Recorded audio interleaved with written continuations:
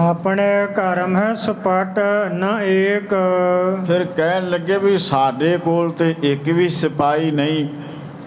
ਸਰਕਾਰਾਂ ਦੇ ਕੋਲ ਸਿਪਾਹੀ ਆ, ਉਹਨਾਂ ਦੇ ਕੋਲ ਫੌਜਾਂ ਨੇ, ਤੇ ਸਾਡੇ ਕੋਲ ਤੇ ਇੱਥੇ ਸ਼ਸਤਰਧਾਰੀ ਜਿਹੜਾ ਇੱਕ ਵੀ ਕੋਈ ਸਿਪਾਹੀ ਨਹੀਂ, ਕੋਈ ਸਿੱਖ ਜਿਹੜਾ ਸ਼ਸਤਰਧਾਰੀ ਹੋਵੇ ਇੱਕ ਵੀ ਸਾਡੇ ਪਾਸ ਨਹੀਂ ਹੈ। ਕਿ ਮਰਨ ਕਰਬੇ ਧਰੋ ਬਵੇਕ। ਕਹਿਣ ਲੱਗੇ ਇਹ ਵਿਚਾਰ ਆਪਣੇ ਮਨ ਵਿੱਚ ਤੁਸੀਂ ਕਰਕੇ ਵੇਖ ਲਓ, ਰਣ ਮੈਦਾਨੇ ਜੰਗ ਕਿਵੇਂ ਕੀਤੀ ਜਾਏਗੀ, ਸਰਕਾਰਾਂ ਦੇ ਨਾਲ ਯੁੱਧ ਕਿਵੇਂ ਲੜਿਆ ਜਾਏਗਾ। ਸਾਡੇ ਕੋਲ ਤੇ ਇੱਕ ਵੀ ਸਿਪਾਹੀ ਨਹੀਂ ਹੈ। ਸੋਨ ਗੰਗਾ ਤੇ ਸਤਿਗੁਰ ਬੋਲੇ। ਮਾਤਾ ਗੰਗਾ ਜੀ ਦੇ ਪਾਸੋਂ ਜਦੋਂ ਧੰਨ ਸ੍ਰੀ ਗੁਰੂ ਹਰਗੋਬਿੰਦ ਸਾਹਿਬ ਜੀ ਮਹਾਰਾਜ ਜੀ ਨੇ ਇਹ ਬਚਨ ਸੁਣੇ ਆ, ਫਿਰ ਗੁਰੂ ਹਰਗੋਬਿੰਦ ਸਾਹਿਬ ਜੀ ਮਹਾਰਾਜ ਆਪਣੇ ਮੁਖ ਦੇ ਵਿੱਚੋਂ ਬਚਨ ਕਰਨ ਲੱਗੇ ਹਨ। ਤੋ ਪਾਤ ਕੀ ਪ੍ਰਣ ਨਹਿ ਡੋਲੇ। ਕਹਿਣ ਲੱਗੇ ਮਾਤਾ ਜੀ ਜਿਹੜਾ ਵੀ ਪ੍ਰਣ ਅਸੀਂ ਕਰ ਲਿਆ ਹੈ, ਉਸ ਪ੍ਰਣ ਤੋਂ ਅਸੀਂ ਰਤਾ ਵੀ ਡੋਲਾਂਗੇ ਨਹੀਂ। ਜਿਹੜਾ ਅਸੀਂ ਇਹ ਬਚਨ ਕਰ ਦਿੱਤਾ ਹੈ, ਇਸ ਬਚਨ ਤੋਂ ਅਸੀਂ ਰਤਾ ਵੀ ਪਿੱਛੇ ਨਹੀਂ ਹਟਾਂਗੇ। ਜੈਸ ਨਰ ਪਿਤ ਕੋ ਬੈਰ ਨ ਲਿਓ।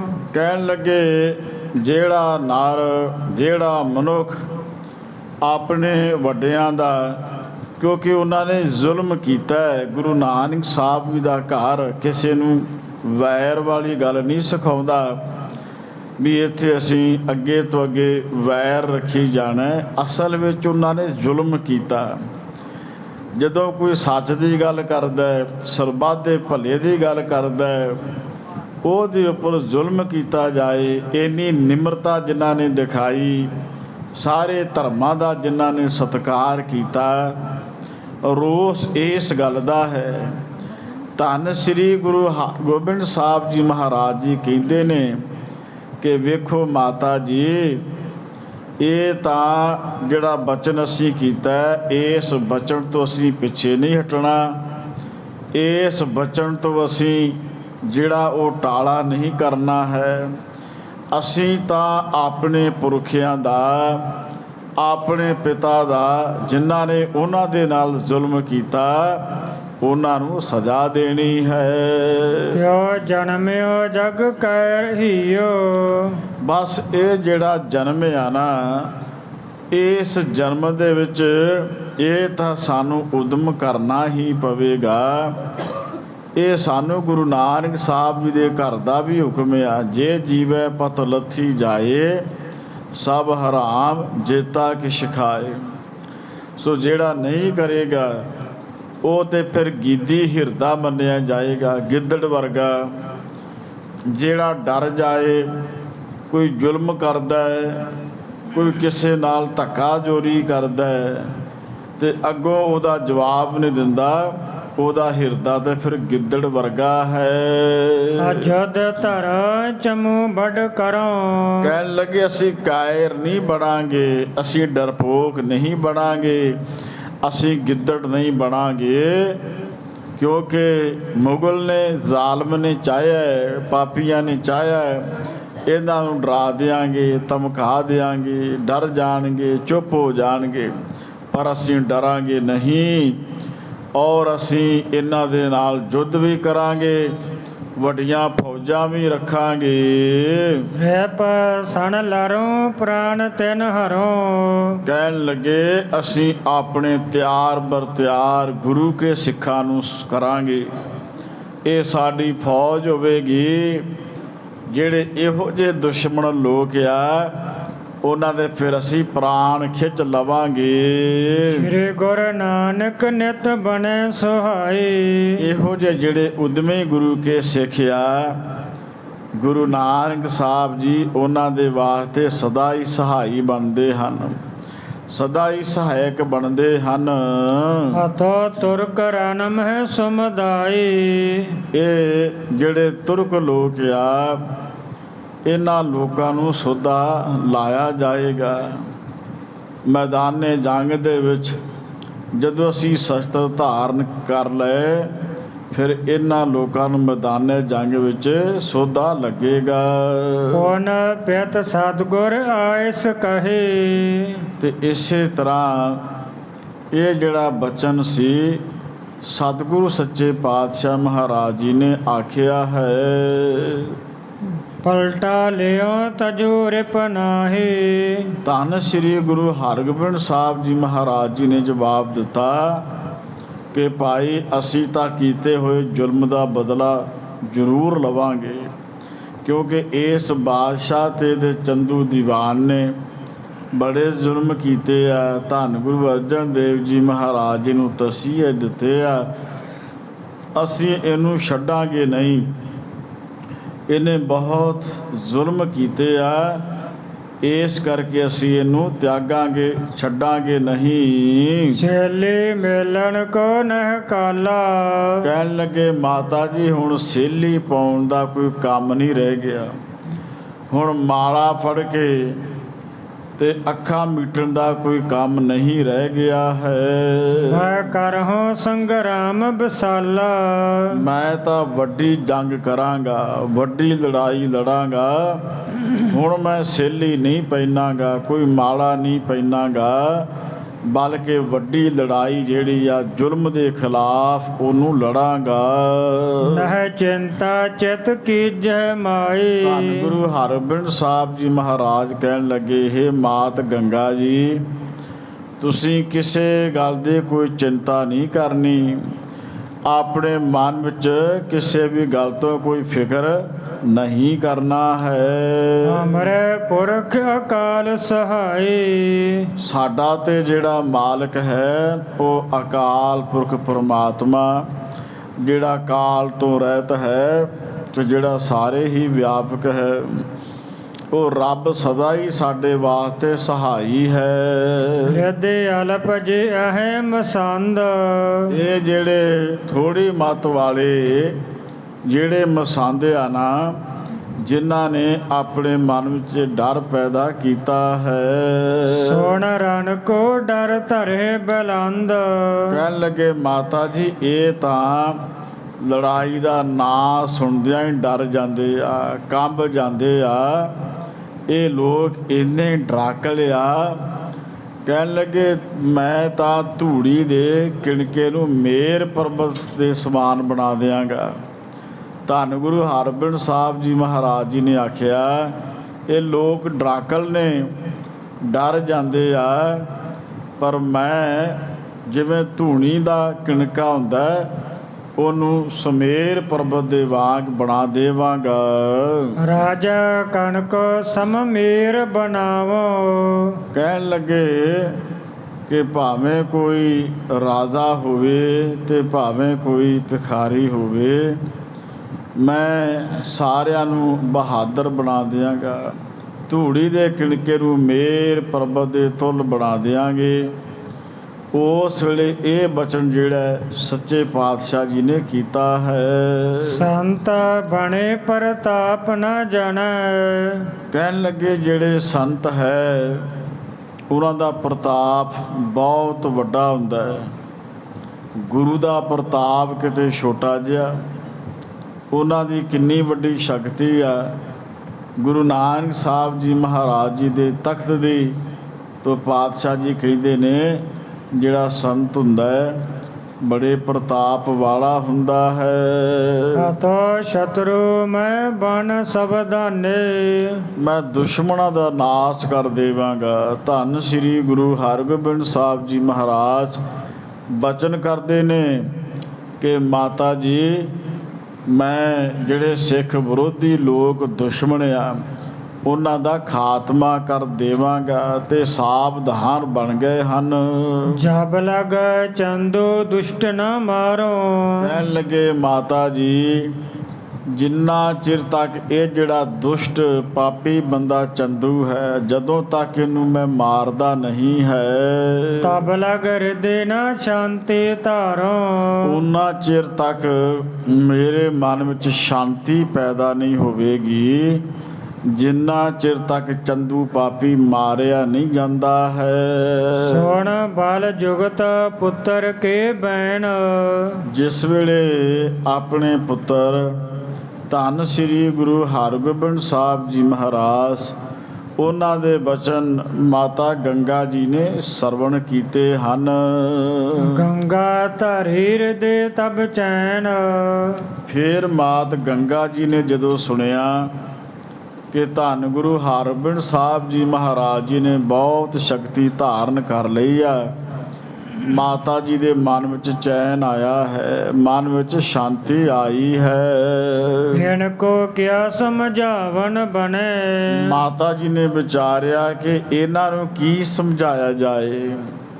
ਧੰਨ ਗੁਰੂ ਹਰਗੋਬਿੰਦ ਸਾਹਿਬ ਜੀ ਮਹਾਰਾਜ ਜਿਹੜੇ ਗੁਰੂ ਨਾਨਕ ਸਾਹਿਬ ਜੀ ਦੀ ਗੁਰਤਾ ਗੱਦੀ ਉੱਤੇ ਬਿਰਾਜਮਾਨ ਹੋ ਗਏ ਆ, ਇੰਨੀ ਵੱਡੀ ਸ਼ਕਤੀ ਦੇ ਮਾਲਕ ਬਣ ਗਏ ਆ, ਹੁਣ ਇਹਨਾਂ ਨੂੰ ਕੀ ਸਮਝਾਇਆ ਜਾਏ। ਭੂਤ ਭਵਿੱਖਿਅਤ ਜੇ ਲਖ ਮਨ। ਮਾਤਾ ਜੀ ਨੇ ਵਿਚਾਰਿਆ ਇਹਨਾਂ ਨੂੰ ਤੇ ਸਭ ਪਤਾ ਹੈ, ਜਿਹੜਾ ਬੀਤ ਗਿਆ ਸਮਾਂ ਉਹਦੇ ਬਾਰੇ ਵੀ ਪਤਾ ਹੈ, ਜਿਹੜਾ ਹੁਣ ਸਮਾਂ ਵਰਤਮਾਨ ਇਹਦੇ ਬਾਰੇ ਵੀ ਪਤਾ ਹੈ, ਆਉਣ ਵਾਲਾ ਸਮਾਂ ਕੀ ਹੋਵੇਗਾ, ਕਿਸ ਤਰ੍ਹਾਂ ਦੇ ਹਾਲਾਤ ਹੋਣਗੇ। ਧੰਨ ਸ੍ਰੀ ਗੁਰੂ ਹਰਗੋਬਿੰਦ ਸਾਹਿਬ ਜੀ ਮਹਾਰਾਜ ਜੀ ਨੇ ਤੇ ਸਾਰਾ ਕੁਝ ਜਾਣ ਲਿਆ ਹੈ। ਖਾਣ ਪਾਣ ਕਰ ਪੁੰਨ ਸਪਤਾਏ। ਗੁਰੂ ਹਰਗੋਬਿੰਦ ਸਾਹਿਬ ਜੀ ਮਹਾਰਾਜ ਜੀ ਨੇ ਭੋਜਨ ਛਕਿਆ ਹੈ, ਪੀਣ ਵਾਲਾ ਪਾਣੀ ਪੀਤਾ ਹੈ। ਫਿਰ ਗੁਰੂ ਹਰਗੋਬਿੰਦ ਸਾਹਿਬ ਜੀ ਮਹਾਰਾਜ ਆਰਾਮ ਕਰਦੇ ਹਨ। ਓਠ ਪ੍ਰਾਤੇ ਜਲ ਬਿਮਲ ਨਹਾਏ। ਪ੍ਰਾਤ ਦਾ ਸਮਾਂ ਸਵੇਰ ਦਾ ਸਮਾਂ ਹੁੰਦਾ ਹੈ ਤੇ ਇਸ਼ਨਾਨ ਪਾਨ ਕੀਤਾ ਹੈ। ਸੁਦਾ ਸਰ ਸੱਚਖੰਡ ਸ੍ਰੀ ਹਰਿਮੰਦਰ ਸਾਹਿਬ ਜੀ ਦੇ ਪਾਵਨ ਸਰੋਵਰ ਦੇ ਵਿੱਚੋਂ ਇਸ਼ਨਾਨ ਕੀਤਾ ਹੈ। ਬਿਰਧ ਕੈ ਸੰਮਤ ਸਤਿਗੁਰ ਹੋਏ। ਸਲਾਹ ਜਿਹੜੀ ਆ ਉਹ ਮੇਲੀ ਹੈ। ਤੇ ਫਿਰ ਇਸੇ ਤਰ੍ਹਾਂ ਬਾਬਾ ਬੁੱਢਾ ਸਾਹਿਬ ਜੀ ਜਿਹੜੇ ਉਸ ਵੇਲੇ ਉੱਥੇ ਮੌਜੂਦ ਆ, ਸਤਿਗੁਰਾਂ ਦੇ ਸਨਮੁਖ ਹੋਏ ਹਨ। ਆਏ ਸੁਦਾਸਰ ਦਿਸ ਸਭ ਕੋਏ।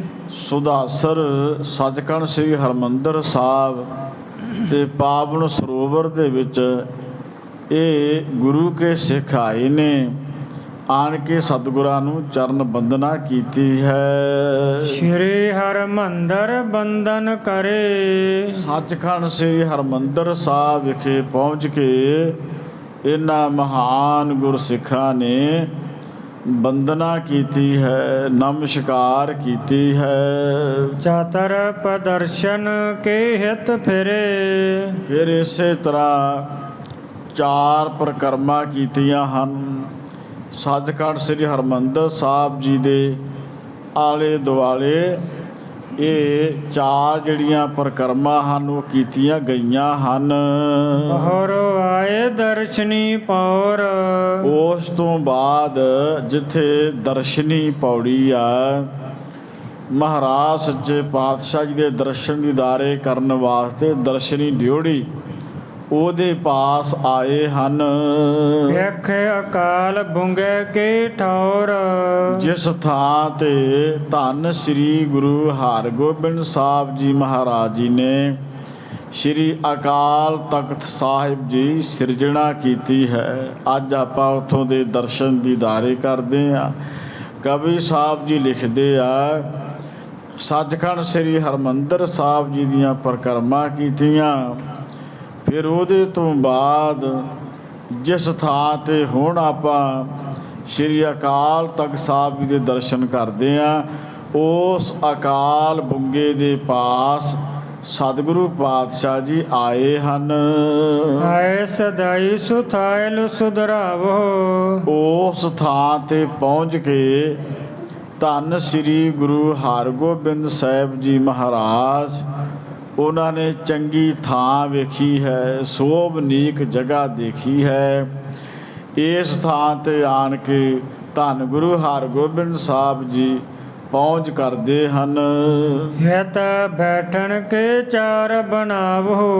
ਉਹਨਾਂ ਨੇ ਬੈਠਣ ਵਾਸਤੇ ਭਾਵ ਇੱਕ ਥੜਾ ਬਣਾਉਣਾ ਕੀਤਾ ਹੈ, ਥੜਾ ਬਣਾਉਣ ਲੱਗੇ ਹਨ। ਪ੍ਰਥਮ ਆਪਣੇ ਲੈ ਕਰ ਹਾਥ। ਪਹਿਲਾਂ ਧੰਨ ਸ੍ਰੀ ਗੁਰੂ ਹਰਗੋਬਿੰਦ ਸਾਹਿਬ ਜੀ ਮਹਾਰਾਜ, ਉਹਨਾਂ ਨੇ ਆਪਣੇ ਹੱਥ ਵਿੱਚ ਸਤਿਗੁਰੂ ਗੁਰੂ ਹਰਗੋਬਿੰਦ ਸਾਹਿਬ ਜੀ ਮਹਾਰਾਜ ਜੀ ਨੇ ਧਰੀ ਈਂਟ ਬਲ ਤੇਜ ਕੇ ਸਾਥ। ਮਹਾਰਾਜ ਸੱਚੇ ਪਾਤਸ਼ਾਹ ਜੀ ਦਾ, ਜਿਨ੍ਹਾਂ ਦਾ ਬਲ ਬਹੁਤ ਜ਼ਿਆਦਾ ਹੈ, ਜਿਨ੍ਹਾਂ ਕੋਲ ਤਾਕਤ ਬਹੁਤ ਜ਼ਿਆਦਾ ਹੈ, ਗੁਰੂ ਹਰਗੋਬਿੰਦ ਸਾਹਿਬ ਜੀ ਮਹਾਰਾਜ ਜੀ ਨੇ ਇੱਟ ਪਕੜੀ ਹੈ ਆਪਣੇ ਬਲ ਦੇ ਨਾਲ, ਆਪਣੇ ਤੇਜ ਦੇ ਨਾਲ। ਕਹਿਓ ਕੁਛਕ ਉੱਚਾ ਥਲ ਕਰੋ। ਤੇ ਉਸ ਵੇਲੇ ਬਚਨ ਕੀਤਾ ਕਿ ਭਾਈ ਇਹ ਜਿਹੜਾ ਥੜਾ ਹੈ ਇਹਨੂੰ ਕੁਛ ਉੱਚਾ ਕੀਤਾ ਜਾਏ। ਗੁਰੂ ਹਰਗੋਬਿੰਦ ਸਾਹਿਬ ਜੀ ਮਹਾਰਾਜ ਜੀ ਦੀ ਬਹੁਤ ਵੱਡੀ ਸੋਚ ਆ ਕਿ ਦਿੱਲੀ ਦੇ ਤਖਤ ਨਾਲੋਂ ਜਿਹੜੇ ਦੁਨੀਆ ਦੇ ਬਾਦਸ਼ਾਹ ਦੇ ਤਖਤ ਆ ਉਹਨਾਂ ਦੇ ਨਾਲੋਂ ਇਹ ਸਿੱਧਾ ਅਕਾਲ ਦਾ ਤਖਤ ਹੋਵੇਗਾ, ਰੱਬ ਦਾ ਤਖਤ ਹੋਵੇਗਾ, ਪਰਮੇਸ਼ਰ ਦਾ ਤਖਤ ਹੋਵੇਗਾ।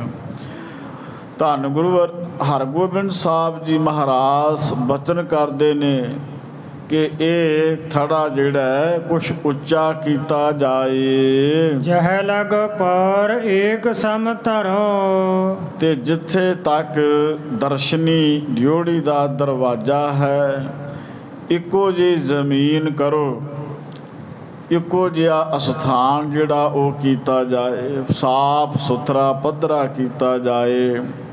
ਧੰਨ ਸ੍ਰੀ ਗੁਰੂ ਹਰਗੋਬਿੰਦ ਸਾਹਿਬ ਜੀ ਮਹਾਰਾਜ ਇਉਂ ਬਚਨ ਕਰਦੇ ਹਨ। ਬਹਰ ਹੁਕਮ ਕੀਨ ਸੁ ਫਰਮਾਵਨ। ਫੇਰ ਮਹਾਰਾਜ ਜੀ ਨੇ ਹੁਕਮ ਕੀਤਾ ਹੈ ਤੇ ਆਪਣੇ ਮੁਖ ਦੇ ਵਿੱਚੋਂ ਇਹ ਫਰਮਾਨ ਕੀਤਾ ਹੈ। ਕਰੋ ਹੁਕਮ ਨਾਮੇ ਲਿਖਵਾਵਨ। ਇਹ ਭਾਈ ਗੁਰੂ ਕੇ ਸਿੱਖੋ, ਕੁਝ ਹੁਕਮਨਾਮੇ ਲਿਖੇ ਜਾਣ ਜਿਹੜੇ ਧੰਨ ਗੁਰੂ ਹਰਗੋਬਿੰਦ ਸਾਹਿਬ ਜੀ ਮਹਾਰਾਜ ਆਪ ਆਪਣੇ ਸਿੱਖਾਂ ਨੂੰ ਇਹ ਹੁਕਮਨਾਮੇ ਵੀ ਇਹ ਗੁਰੂ ਦਾ ਹੁਕਮ ਆ। ਅੱਜ ਵੀ ਸ੍ਰੀ ਅਕਾਲ ਤਖਤ ਸਾਹਿਬ ਜੀ ਦੇ ਹੁਕਮਨਾਮੇ ਦੇ ਅੱਗੇ ਦੁਨੀਆ ਸੀਸ ਝੁਕਾਉਂਦੀ ਆ। ਪੜ੍ਹੇ ਲਿਖੇ ਵਿਦਵਾਨ ਲੋਕ ਨਮਸਕਾਰ ਕਰਦੇ ਆ ਕਿ ਛੇਵੇਂ ਪਾਤਸ਼ਾਹ ਮੀਰੀ ਪੀਰੀ ਦੇ ਮਾਲਕ ਧੰਨ ਸ੍ਰੀ ਗੁਰੂ ਹਰਗੋਬਿੰਦ ਸਾਹਿਬ ਜੀ ਮਹਾਰਾਜ ਜੀ ਦਾ ਹੁਕਮ ਆ। ਉਹਨਾਂ ਦਾ ਹੁਕਮਨਾਮਾ ਉੱਥੇ ਸਮੇਂ ਦੇ ਅਨੁਸਾਰ ਜਿਹਨੂੰ ਮਰਜ਼ੀ ਸੇਵਾ ਮਿਲ ਜਾਏ, ਜਥੇਦਾਰ ਭਾਵੇਂ ਕੋਈ ਵੀ ਹੋਵੇ, ਪਰ ਗੁਰੂ ਦੀਆਂ ਸਿੱਖ ਸੰਗਤਾਂ ਸੀਸ ਨਿਵਾਉਂਦੀਆਂ ਨੇ। ਇਹ ਮੀਰੀ ਪੀਰੀ ਦੇ ਮਾਲਕ ਧੰਨ ਗੁਰੂ ਹਰਗੋਬਿੰਦ ਸਾਹਿਬ ਜੀ ਮਹਾਰਾਜ ਜੀ ਦਾ ਹੁਕਮਨਾਮਾ। ਤੋ ਛੇਵੇਂ ਪਾਤਸ਼ਾਹ ਗੁਰੂ ਹਰਗੋਬਿੰਦ ਸਾਹਿਬ ਜੀ ਮਹਾਰਾਜ ਆਪਣੇ ਗੁਰੂ ਕੇ ਸਿੱਖਾਂ ਨੂੰ ਹੁਕਮਨਾਮੇ ਲਿਖਵਾਉਣ ਲੱਗੇ ਹਨ। ਚਾਹ ਦਿਸ ਮੈਂ ਮਸੰਦ ਜਹੇ ਭਾਰੇ। ਜਦੋਂ ਇਹ ਹੁਕਮਨਾਮੇ ਲਿਖੇ ਗਏ ਤੇ ਚਾਰੇ ਪਾਸੇ ਜਿੱਥੇ ਜਿੱਥੇ ਵੀ ਗੁਰੂ ਨਾਨਕ ਨਾਮ ਲੇਵਾ ਗੁਰੂ ਦੀਆਂ ਸਿੱਖ ਸੰਗਤਾਂ ਨੇ ਤੇ ਜਹ ਭਾਰੀ ਭਾਰੀ ਗੁਰੂ ਦੀਆਂ ਸਿੱਖ ਸੰਗਤਾਂ ਮਹੱਲਿਆਂ ਵਿੱਚ ਨਿਵਾਸ ਕਰਦੀਆਂ, ਸ਼ਹਿਰਾਂ ਦੇ ਵਿੱਚ, ਪਿੰਡਾਂ ਦੇ ਵਿੱਚ, ਜਿੱਥੇ ਜਿੱਥੇ ਵੀ, ਕਿਉਂਕਿ ਅੱਜ ਵਾਂਗ ਮੀਡੀਏ ਦੇ ਪ੍ਰਬੰਧ ਨਹੀਂ ਸਨ, ਤੋ ਜਿੱਥੇ ਜਿੱਥੇ ਵੀ ਭਾਰੀ ਭਾਵ ਵੱਡੀ ਗਿਣਤੀ ਵਿੱਚ ਗੁਰੂ ਕੀਆਂ ਸਿੱਖ ਸੰਗਤਾਂ ਦਾ ਨਿਵਾਸ ਹੈ। ਤਿਨ ਪਰਿਆਸ ਲਿਖੋ ਹਮਾਰੇ। ਧੰਨ ਗੁਰੂ ਹਰਗੋਬਿੰਦ ਸਾਹਿਬ ਜੀ ਮਹਾਰਾਜ ਜੀ ਨੇ ਹੁਕਮ ਕੀਤਾ ਕਿ ਹੇ ਭਾਈ ਮਸੰਦ ਸਿੱਖੋ, ਤੁਸੀਂ ਸਾਡੇ ਵੱਲੋਂ ਇੱਥੇ ਪਹੁੰਚਣ ਵਾਸਤੇ ਆਗਿਆ ਲਿਖਣੀ ਆ। ਧੰਨ ਗੁਰੂ ਹਰਗੋਬਿੰਦ ਸਾਹਿਬ ਜੀ ਮਹਾਰਾਜ ਜੀ ਦਾ ਹੁਕਮ ਆ, ਸਾਡੇ ਵੱਲੋਂ ਆਗਿਆ ਲਿਖੀ ਜਾਏ। ਜੋ ਸਿੱਖਿਆ ਨੇ ਸ਼ਸਤਰ ਤੁਰੰਗਾ। ਤੇ ਜਿਹੜੇ ਜਿਹੜੇ ਗੁਰੂ ਕੇ ਸਿੱਖਾਂ ਨੂੰ ਬੁਲਾਉਣਾ ਹੈ, ਗੁਰੂ ਕੀਆਂ ਸਿੱਖ ਸੰਗਤਾਂ ਨੂੰ ਸੱਦਾ ਪੱਤਰ ਭੇਜਿਆ ਜਾਣਾ। ਜਿਵੇਂ ਅੱਜ ਵੀ ਕੋਈ ਵੀ ਸਮਾਗਮ ਹੁੰਦਾ ਹੈ, ਸ਼੍ਰੋਮਣੀ ਗੁਰਦੁਆਰਾ ਪ੍ਰਬੰਧਕ ਕਮੇਟੀ ਸ੍ਰੀ ਅੰਮ੍ਰਿਤਸਰ ਸਾਹਿਬ ਜੀ ਵੱਲੋਂ ਅੱਜ ਵੀ ਸੰਗਤਾਂ ਨੂੰ ਸੱਦਾ ਪੱਤਰ ਭੇਜੇ ਜਾਂਦੇ ਆ। ਜਥੇਬੰਦੀਆਂ ਨੂੰ, ਮਹਾਂਪੁਰਸ਼ਾਂ ਨੂੰ, ਸੰਪਰਦਾਵਾਂ ਨੂੰ, ਟਕਸਾਲਾਂ ਨੂੰ, ਸੰਗਤਾਂ ਨੂੰ ਬੇਨਤੀਆਂ ਕੀਤੀਆਂ ਜਾਂਦੀਆਂ ਨੇ। ਤਿਵੇਂ ਹੀ ਧੰਨ ਸ੍ਰੀ ਗੁਰੂ ਹਰਗੋਬਿੰਦ ਸਾਹਿਬ ਜੀ ਮਹਾਰਾਜ, ਜੋ ਉਹਨਾਂ ਨੇ ਇਹ ਮਰਿਆਦਾ ਚਲਾਈ, ਸੱਚੇ ਪਾਤਸ਼ਾਹ ਜੀ ਨੇ ਬਚਨ ਕੀਤਾ ਕਿ ਐ ਗੁਰੂ ਕੇ ਸਿੱਖੋ, ਇਹ ਹੁਕਮਨਾਮੇ ਮਸੰਦਾਂ ਨੂੰ ਆਖਿਆ ਜਿਹੜੇ ਪ੍ਰਚਾਰਕ ਸਨ ਸਾਡੇ ਵੱਲੋਂ ਪਹੁੰਚਾਏ ਜਾਣ ਕਿ ਗੁਰੂ ਹਰਗੋਬਿੰਦ ਸਾਹਿਬ ਜੀ ਦਾ ਹੁਕਮ ਆ। ਸੰਗਤ ਇੱਥੇ ਸੱਚਖੰਡ ਸ੍ਰੀ ਹਰਿਮੰਦਰ ਸਾਹਿਬ ਵਿਖੇ ਪਹੁੰਚੇ ਤੇ ਜਿਹੜੀ ਸੰਗਤ ਇੱਥੇ ਆਉਣੀ ਆ ਉਹ ਘੋੜੇ ਚੰਗੇ ਲੈ ਕੇ ਆਉਣ, ਜਿਹੜੇ ਚੰਗੇ ਦੌੜਨ ਵਾਲੇ ਵਧੀਆ ਨਸਲਾਂ ਦੇ ਘੋੜੇ ਆ, ਤੇ ਚੰਗੇ ਜਿਹੜੇ ਸ਼ਸਤਰ ਆ ਉਹ ਆਪਣੇ ਨਾਲ ਭੇਟਾ ਦੇ ਤੌਰ ਤੇ ਲੈ ਕੇ ਆਵਣ। ਹੋਏ ਖੁਸ਼ੀ ਗੁਰ ਕੀ ਸੁਖ ਸੰਗਾ। ਜਿਹੜਾ ਵੀ ਗੁਰੂ ਕਾ ਸਿੱਖ ਘੋੜਾ ਲੈ ਕੇ ਆਏਗਾ, ਸ਼ਸਤਰ ਲੈ ਕੇ ਆਏਗਾ, ਉਹਦੇ ਉੱਤੇ ਧੰਨ ਗੁਰੂ ਹਰਗੋਬਿੰਦ ਸਾਹਿਬ ਜੀ ਮਹਾਰਾਜ ਜੀ ਦੀ ਬਹੁਤੀ ਖੁਸ਼ੀ ਹੋਵੇਗੀ। ਉਹ ਸੁੱਖ ਦੇ ਨਾਲ ਵਸੇਗਾ, ਖੁਸ਼ੀ ਉਹਦੇ ਅੰਗ ਸੰਗ ਹੋਵੇਗੀ। ਜਿਹੜਾ ਵੀ ਗੁਰੂ ਹਰਗੋਬਿੰਦ ਸਾਹਿਬ ਜੀ ਮਹਾਰਾਜ ਜੀ ਦੇ ਇਸ ਹੁਕਮ ਨੂੰ ਮੰਨੇਗਾ, ਸਭ ਆਵੇ ਦਰਸ਼ਨ ਹਿਤ ਕਰਬੇ। ਤੇ ਸਾਰਿਆਂ ਨੇ ਆਣ ਕੇ ਧੰਨ ਗੁਰੂ ਹਰਗੋਬਿੰਦ ਸਾਹਿਬ ਜੀ ਮਹਾਰਾਜ ਉਹਨਾਂ ਦੇ ਦਰਸ਼ਨ ਕਰਨੇ ਆ, ਉਹਨਾਂ ਦੇ ਆਣ ਕੇ ਚਰਨ ਪਰਸਣੇ ਹਨ। ਲਿਆਏ ਅਕੋਰ ਬਿਲਮ ਨਹਿ ਧਰਬੇ। ਤੇ ਸਾਰਿਆਂ ਨੇ ਜਥਾ ਸ਼ਕਤ ਜਿਹੜੀ ਕਾਰ ਭੇਟਾ ਹੈ, ਕਾਰ ਸੇਵਾ ਦਸਵੰਧ, ਉਹ ਵੀ ਲੈ ਕੇ ਆਉਣੀ ਹੈ। ਉਹ ਭੇਟਾ ਮਹਾਰਾਜ ਜੀ ਦੇ ਚਰਨਾਂ ਵਿੱਚ ਨਮਸਕਾਰ ਕਰਨੀ ਆ। ਤੇ ਇਸ ਤੋਂ ਇਲਾਵਾ ਜਿਹੜੀ ਅਸਲੀ ਭੇਟਾ ਹੈ, ਚੰਗੇ ਘੋੜੇ ਤੇ ਚੰਗੇ ਜਿਹੜੇ ਸ਼ਸਤਰ ਆ, ਇਹ ਲਿਆ ਕੇ ਗੁਰੂ ਹਰਗੋਬਿੰਦ ਸਾਹਿਬ ਜੀ ਮਹਾਰਾਜ ਜੀ ਦੇ ਚਰਨਾਂ ਵਿੱਚ ਭੇਟਾ ਕਰਨੇ ਆ। ਇੱਕ ਜਿਹੜਾ ਕਾਗਜ਼ ਸੀ ਉਹਦੇ ਉੱਪਰ ਲਿਖ ਦਿੱਤਾ ਗਿਆ ਹੈ, ਸੁਣਤ ਲਿਖਾਰੀ ਕਾਗਦ ਲਿਖੇ। ਲਿਖਾਰੀ ਜਿਹੜੇ ਮਹਾਰਾਜ ਜੀ ਦੇ ਪਾਸ ਆ, ਜਿਵੇਂ ਭਾਈ ਬੰਨੋ ਜੀ, ਇਹ ਵੀ ਗੁਰੂ ਘਰ ਦੇ ਲਿਖਾਰੀ ਹੋਏ ਆ। ਭਾਈ ਗੁਰਦਾਸ ਸਾਹਿਬ ਜੀ ਬਹੁਤ ਵੱਡੇ ਗੁਰੂ ਘਰ ਦੇ ਲਿਖਾਰੀ ਹੋਏ ਆ, ਵਿਦਵਾਨ ਪੁਰਸ਼ ਹੋਏ ਆ, ਜਿਹੜੇ ਲਿਖਾਰੀ ਸਤਿਗੁਰਾਂ ਦੇ ਪਾਸ ਮੌਜੂਦ ਹਨ। ਇਸ ਬਿਧ ਹੁਕਮ ਭਇਓ ਤਿਸ ਬਿਖ।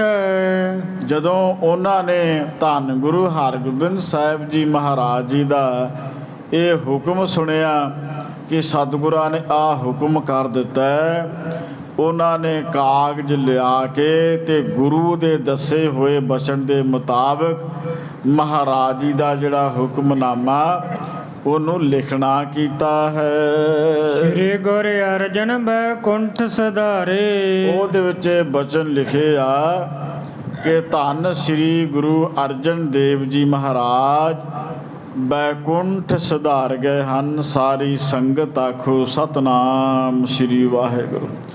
ਉਹ ਹੁਕਮਨਾਮਾ ਜਿਹੜਾ ਲਿਖਿਆ, ਪਹਿਲਾ ਬਚਨ ਇਹ ਲਿਖਿਆ, ਗੁਰੂ ਸੰਗਤ ਜੀ ਧੰਨ ਸ੍ਰੀ ਗੁਰੂ ਅਰਜਨ ਦੇਵ ਜੀ ਮਹਾਰਾਜ ਸ਼ਹਾਦਤ ਪ੍ਰਾਪਤ ਕਰ ਗਏ ਆ, ਜੋਤੀ ਜੋਤ ਸਮਾ ਗਏ ਹਨ। ਅਸ਼ਟਮ ਗੁਰੂ ਮਹਾਬਲ ਧਾਰੇ। ਹੁਣ ਇਸ ਵੇਲੇ ਜਿਹੜਾ 6ਵਾਂ ਸਤਿਗੁਰੂ ਆ ਉਹ ਮਹਾਬਲੀ ਹੈ, ਜਿਨ੍ਹਾਂ ਦੀ ਬਾਬਤ ਭਾਈ ਗੁਰਦਾਸ ਸਾਹਿਬ ਜੀ ਨੇ ਵੀ ਆਪਣੀਆਂ ਵਾਰਾਂ ਵਿੱਚ ਲਿਖਿਆ, ਪੰਜ ਪਿਆਲੇ ਪੰਜ ਪੀਰ, ਛਠਮ ਪੀਰ ਬੈਠਾ ਗੁਰ ਭਾਰੀ, ਅਰਜੁਨ ਕਾਇਆ ਪਲਟ ਕੈ, ਮੂਰਤ ਹਰਗੋਬਿੰਦ ਸਵਾਰੀ, ਚੱਲੀ ਪੀੜੀ ਸੋਢੀਆਂ, ਅਰੂਪ ਦਿਖਾਵਨ ਵਾਰੋ ਵਾਰੀ, ਦਲ ਭੰਜਨ ਗੁਰ ਸੂਰਮਾ, ਬੜ ਜੋਧਾ ਬਹੁ ਪਰਉਪਕਾਰੀ। ਬੜੇ ਵੱਡੇ ਬਲ ਵਾਲਾ, ਬਹੁਤ ਵੱਡਾ ਯੋਧਾ, ਇਕੱਲਾ ਯੋਧਾ ਹੀ ਨਹੀਂ, ਨਾਲ ਪਰਉਪਕਾਰੀ ਵੀ ਆ। ਅੱਗੇ ਜਾ ਕੇ ਆਪਾਂ ਇਤਿਹਾਸ ਪੜ੍ਹਾਂਗੇ। ਜੇ ਕਿਸੇ ਦੀ ਪੱਗ ਲੈ ਜਾਂਦੀ ਸੀ ਦੁਸ਼ਮਣ ਦੀ ਤੇ ਛੇਵੇਂ ਪਾਤਸ਼ਾਹ ਜੀ ਕਹਿੰਦੇ ਸਨ, ਅਸੀਂ ਤੇਰੀ ਪੱਗ ਲਾਉਣ ਵਾਸਤੇ ਨਹੀਂ ਆਏ, ਪਹਿਲਾਂ ਆਪਣੇ ਸੀਸ ਉੱਤੇ ਦਸਤਾਰ ਸਜਾ। ਜੇ ਕਿਸੇ ਦੀ ਕੋਈ ਕਿਰਪਾਨ ਟੁੱਟ ਜਾਂਦੀ ਸੀ ਤੇ ਕਹਿੰਦੇ ਸੀ ਨਵਾਂ ਸ਼ਸਤਰ ਪਕੜ ਕੇ ਲਿਆ, ਬਿਨਾਂ ਸ਼ਸਤਰ ਤੋਂ ਅਸੀਂ ਤੈਨੂੰ ਮਾਰਨਾ ਨਹੀਂ। ਉਹਨਾਂ ਦੇ ਮੱਥੇ ਉੱਤੇ ਕਦੇ ਤਿਊੜੀਆਂ ਨਹੀਂ ਸਨ ਪਈਆਂ। ਇਤਿਹਾਸਕਾਰ ਲਿਖਦੇ ਆ ਇੰਨੇ ਵੱਡੇ ਬਹਾਦਰ ਸੂਰਮੇ ਆ ਜਿਨ੍ਹਾਂ ਦੇ ਅੱਗੇ ਪੈਂਦੇ ਖਾਂ ਵਰਗੇ ਪਹਿਲਵਾਨ ਵੀ ਟਿਕ ਨਹੀਂ ਸਕੇ, ਤੇ ਪਰਉਪਕਾਰੀ ਇੰਨੇ ਵੱਡੇ ਆ। ਮੁਸਲਮਾਨਾਂ ਦਾ ਇੱਕ ਯਤੀਮ ਬੱਚਾ ਪੈਂਦੇ ਖਾਂ ਜਿਹਦੇ ਮਾਤਾ ਪਿਤਾ ਚੜ੍ਹਾਈ ਕਰ ਜਾਂਦੇ, ਜਿਨ੍ਹਾਂ ਦਾ ਆਸਰਾ ਕੋਈ ਨਹੀਂ, ਗੁਰੂ ਹਰਗੋਬਿੰਦ ਸਾਹਿਬ ਜੀ ਮਹਾਰਾਜ ਜੀ ਨੇ ਪੁੱਤਰਾਂ ਦੇ ਨਾਲੋਂ ਵੱਧ ਪਾਲਿਆ ਹੀ ਨਹੀਂ। ਜੇ ਕਿਤੇ ਬੇਮੁਖ ਵੀ ਹੋ ਜਾਂਦਾ ਤੇ ਕਹਿੰਦੇ ਨੇ ਹਾਏ ਅੰਮਾ ਨੀ, ਹਾਏ ਅੱਲਾ ਕਹਿ, ਰੱਬ ਨੂੰ ਯਾਦ ਕਰ ਤਾਂ ਕਿ ਤੇਰਾ ਪ੍ਰਲੋਕ ਵੀ ਸੌਰ ਜਾਏ। ਸੋ ਗੁਰੂ ਕੀ ਸੰਗਤ, ਇਹਨਾਂ ਲਿਖਾਰੀਆਂ ਨੇ ਲਿਖਣਾ ਕੀਤਾ।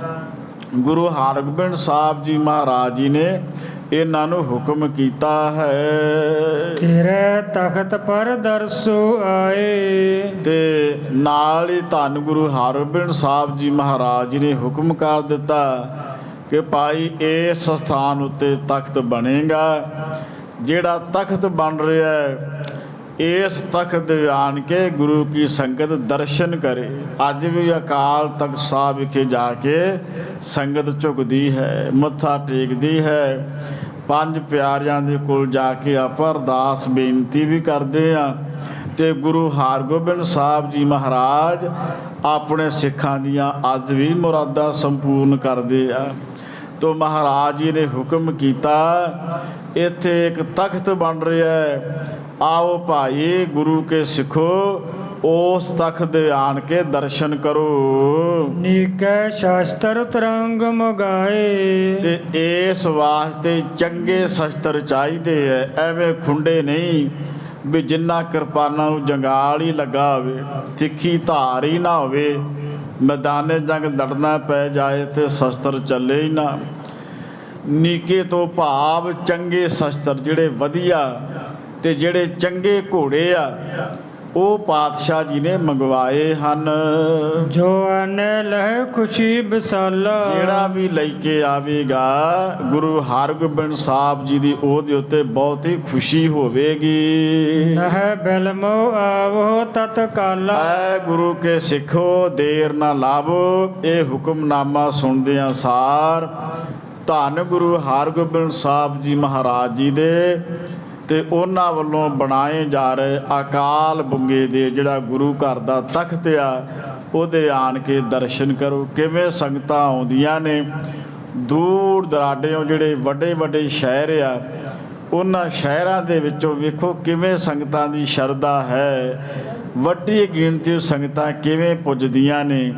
ਤੇ ਗੁਰੂ ਹਰਗੋਬਿੰਦ ਸਾਹਿਬ ਜੀ ਮਹਾਰਾਜ ਕਿਵੇਂ ਅਕਾਲ ਬੁੰਗਾ ਸ਼੍ਰੀ ਅਕਾਲ ਤਖਤ ਸਾਹਿਬ ਜੀ ਦੀ ਰਚਨਾ ਕਰਦੇ ਆ। ਇਹ ਬਾਕੀ ਜੋ ਗੁਰ ਇਤਿਹਾਸ ਆ ਉਹ ਅਗਲੇ ਦਿਨਾਂ ਦੇ ਵਿੱਚ ਆਪਾਂ ਕੱਲ੍ਹ ਸ਼ਾਮ ਦੇ ਦੀਵਾਨ ਵਿੱਚ ਉਹਦੇ ਬਾਰੇ ਵਿਚਾਰ ਕਰਾਂਗੇ।